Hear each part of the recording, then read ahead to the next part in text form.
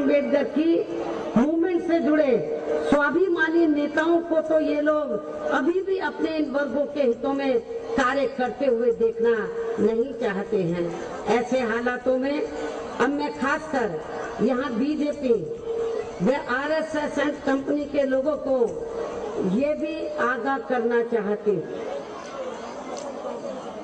और इनको आज ये खुली चेतावनी भी देती हूँ कि यदि इन्होंने इन वर्गों के प्रति, दलितों, आदिवासियों, पिछड़ों या कन्वर्टेड लोगों के प्रति, यदि इन्होंने इन वर्गों के प्रति व इनके नेताओं के प्रति भी अपनी हीन व जातिवादी एवं सांप्रदायिक सोच व मानसिकता को नहीं बदला तो तब फिर अंत में मुझे भी मजबूरी में यहाँ इस व्यवस्था के शिकार अपने लाखों करोड़ों असंख्य लोगों के साथ फिर हिंदू धर्म को त्याग कर बौद्ध धर्म को अपनाने का ही फैसला लेना।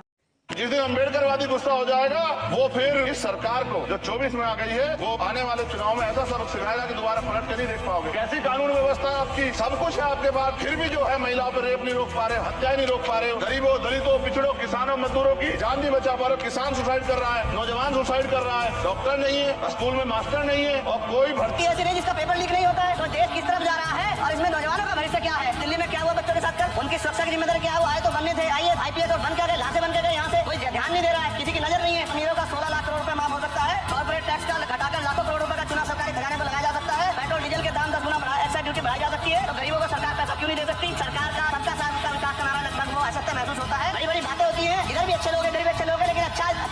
नमस्कार साथियों, मैं आपका अपना विकास। साथियों, आप लोगों को बता दें कि जब धरती पर अत्याचार बढ़ जाता है तब लोग कहीं ना कहीं इस चीज़ से ज़्यादातर परेशान नज़र आते हैं। तो उसके लिए कहीं ना कहीं कोई खुदा, कोई भगवान तुम्हारे हिसाब से फरिश्ता भेजता है, क्योंकि उन सब की ज़्यादातर अत्याचार और इनकी तानाशाही को देखते हुए लोगों के बीच में एक ऐसा रहबर आता है कि उसे मिटा देने का काम करता है। साथियों, हजारों वर्षों से गुलामी की जंजीरों में जकड़े बहुजन समाज के लोग, दलितों, वंचित, शोषित, पीड़ित, जो भी माइनॉरिटी के लोग हैं वो सब अपने भारतवासी हैं, जो भारत के अंदर रहकर इन जातिवादी और छुआछूत, ऊंच नीच जैसी भावनाओं से ग्रस्त आ चुके थे। उन सब की बेड़ियां तोड़ने वाले एकमात्र रहबर हमारे महापुरुष डॉक्टर बाबा साहब अम्बेडकर ने 14 अप्रैल 1891 में जन्म लिया, जो कि एक फरिश्ते के तौर पर हम सब के बीच आए और उन्होंने इस देश में एक कानून व्यवस्था बनाकर इस देश की मनुस्मृति को जलाकर, जो कि जातिवादी ऊंची नीची मानसिकता रखने वाली ये किताब थी, उसको 25 दिसंबर को जला दिया था और उसका अंत कर एक कानून व्यवस्था का स्थापित की थी। यानी कि भारतीय संविधान बनाकर इस देश में लाखों करोड़ों जो भारतवासी हैं, भारतीय नागरिक हैं, उनकी सुरक्षा के लिए ऐसा जो है नियम बनाया था।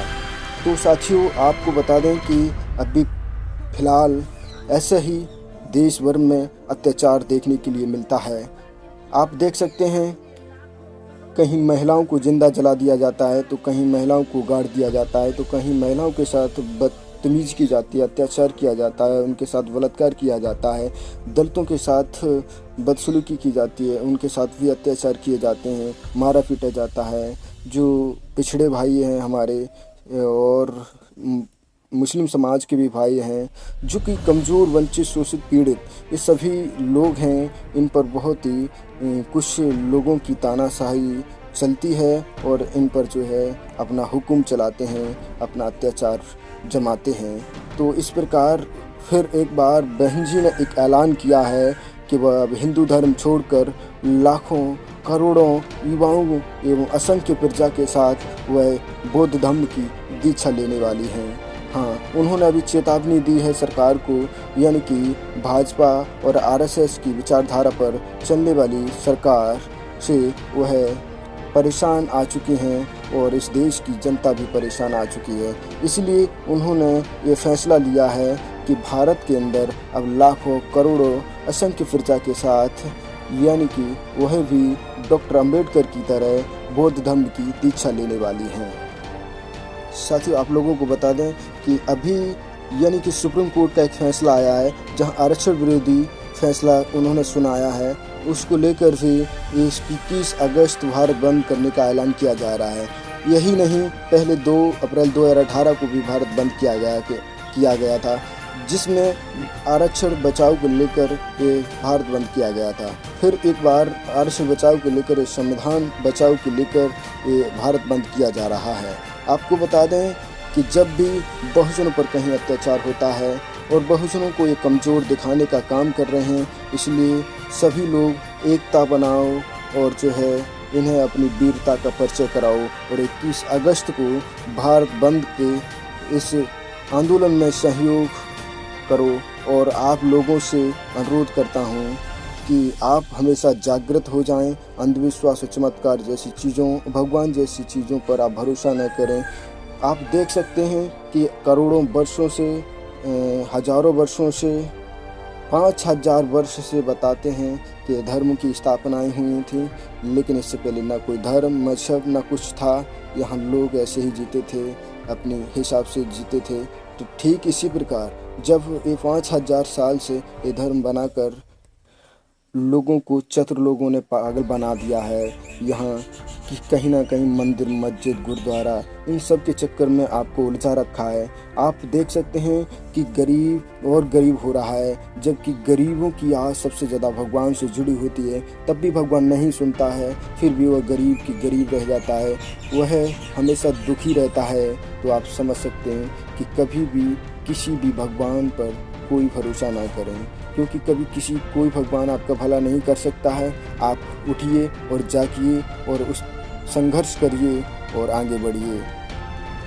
साथियों, मैंने भी कई पिछले वर्षों से बहुजनों पर होते अत्याचार को बहुत तीव्र गति से बढ़ती हुई देखा है, जबकि सरकार ये वादे झूठे करती है कि बेटी बचाओ, बेटी पढ़ाओ के नारे जिन देती है वो असत्य मालूम पड़ते हैं। और सबका साथ सबका विकास जैसा जो नारा है वो बिल्कुल ही फीका मालूम पड़ता है।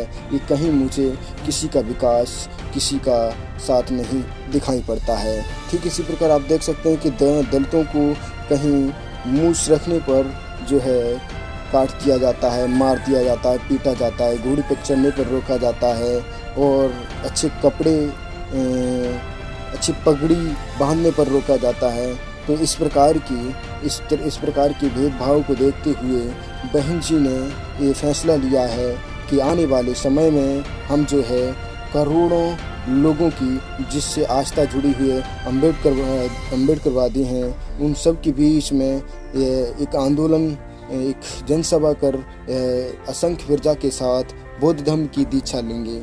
और इसकी चेतावनी सरकार को दी है और बीजेपी और सरकार को दी है। तो इससे साफ होगा कि देश में कि हिंदू धर्म जो है बहुत ही फिर कमज़ोर हो जाएगा, क्योंकि इसकी जनसंख्या धीरे धीरे जन्म के साथ ना, लेकिन जन्म के बाद लोग इस ऐसी बदसलूकी, ऐसी व्यवस्थाओं को देखते हुए लोग धर्म को छोड़कर धम्म में जाने का काम कर रहे हैं। तो कहीं ना कहीं इस धर्म को समझने और सुधरने की ज़रूरत है, ताकि लोग एकता बनाए रखें। तो करोड़ों लोगों का यह इंतज़ार है कि देश में जब भी कोई बड़ा नेता, बहुजन नेता या बौद्ध धर्म की दीक्षा लेने की बात करेगा, तो उनके साथ, उनके संगठन में जाकर मैं भी बौद्ध धर्म की दीक्षा ले लूँगा। उन सबको, करोड़ों लोगों को इंतज़ार है कि कोई बड़ा जो है पुरुष, बड़ा नेता इस बीच अपना ऐलान करे, और मैं भी यह तत्पर हूँ कि बौद्ध धर्म की दीक्षा लूँ। इस प्रकार दलितों और SC, ST, OBC जैसे लोग जो है बौद्ध धर्म की दीक्षा तीव्र गति से ले रहे हैं। तो कहीं ना कहीं इसके पीछे एक कारण है कि वह सताए हुए लोग हैं जो उस दूसरे धर्म में जाकर, दूसरे धर्म में जाकर अपने विचारों को स्वतंत्र करना चाहते, अपनी ज़िंदगी स्वतंत्र जीना चाहते हैं। ना कोई ऊंच नीच, भेदभाव जैसी चीज़ों को वह इन चीज़ों से टकरा कर बहुत ही परेशान हो चुके हैं, इसलिए वह धर्म को छोड़कर हिंदू धर्म जैसे जातिवादी व्यवस्था को छोड़कर वह एक स्वतंत्र रास्ते पर चलना चाहते हैं। जिस तरह गौतम बुद्ध चले थे, बुद्ध धर्म के संस्थापक गौतम बुद्ध को माना जाता है, क्योंकि उन्होंने उनकी जो बुद्धि का विकास हो गया था, वह अपने समाज की उन धार्मिक पाखंड, अंधविश्वास, चमत्कार जैसी चीज़ों को छोड़कर वह अपने हक के लिए, अपने अधिकारों के प्रति वह जागे और उन्होंने देश के अपने राज्य को छोड़ दिया, यहाँ तक कि लोगों को छोड़ दिया और संन्यास ले लिया, और वहीं से उनके बुद्धि का ज्ञान हो गया। इसलिए उन्हें बौद्ध कहा गया। बुद्धि का ज्ञान हो जाए तो आप भी बौद्ध बन सकते हैं, लेकिन आपकी मानसिकता हमेशा नीची रहेगी तो तब तक आप बुद्ध नहीं कहलाए जाएंगे। चाहे फिर आप बुद्ध धर्म में ही क्यों ना हो, लेकिन आपकी बुद्धि का विकास होना जरूरी है, विज्ञान के पथ पर चलना जरूरी है। इसलिए आप अभी से जाग जाओ और जो है हमेशा स्वतंत्र की राह पर चलें, ना किसी के साथ भेदभाव करें, ना ऊंच नीच की सोच रखें।